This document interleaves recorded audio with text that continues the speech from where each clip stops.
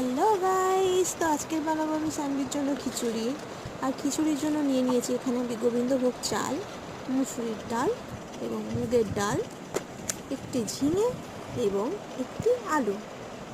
তো এখানে আমি এই 5 রকম ইনগ্রিডিয়েন্ট দিয়ে খিচুড়িটা বানাবো। আর এগুলো সমস্ত কিছু বানাবো আজকে শুধুমাত্র গাওয়া ঘি দিয়ে। এটা হচ্ছে গিটসের গাওয়া ঘি।